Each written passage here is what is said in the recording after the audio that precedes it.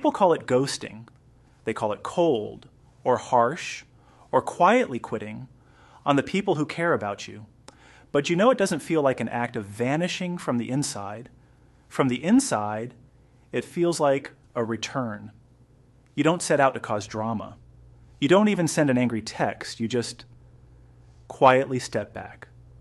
One day the friendship is there, and the next, you've archived the chat, stopped checking in, and mentally moved on, while looking completely fine on the outside.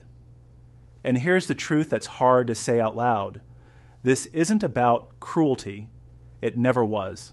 If you're someone who fades from friendships without a long explanation, without a fight, without a farewell, your brain isn't broken. It's exhausted. And it found the only exit that felt like it led to fresh air. The first reason goes back further than you think. If you grew up in an environment where expressing hurt was met with silence, or worse, turned against you, your nervous system learned a survival rule early on. Conflict doesn't resolve. It escalates. So instead of speaking up, you learn to withdraw. Cutting off isn't an avoidance of the person. It's an avoidance of a conversation your body already knows won't go well. The silence isn't cold. It's self-preservation wrapped in a quiet coat. Then there's the matter of emotional bandwidth. We all have a limit. Some of us process relationships deeply. Every shift in tone, every unsaid word, every expectation registers.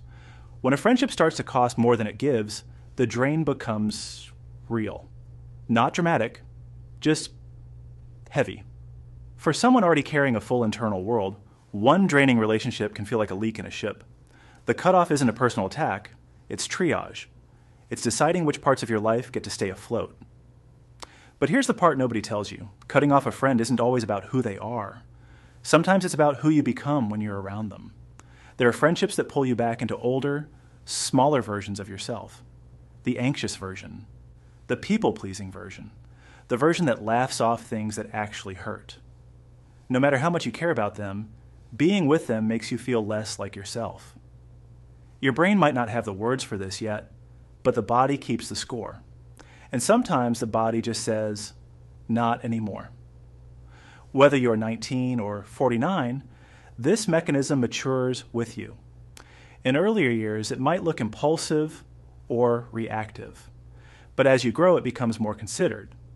It's slower to arrive and harder to reverse. It's no longer a flight response. It's a boundary.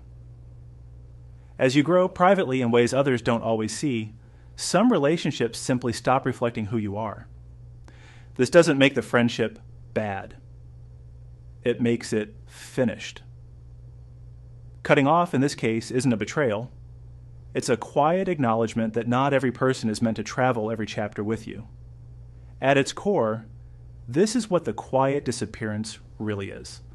It's your emotional system finding its way back to baseline, back to safety, back to its own center. It is not a weapon. It is not a punishment. It is a regulation strategy that your inner world developed long before you had the language to describe it. You're not cold. You're not careless. You are someone whose nervous system learned to protect its peace the only way it knew how. And that, quite simply, makes complete sense. Don't forget to subscribe and click the notification bell for more videos. We explain everyday habits simply.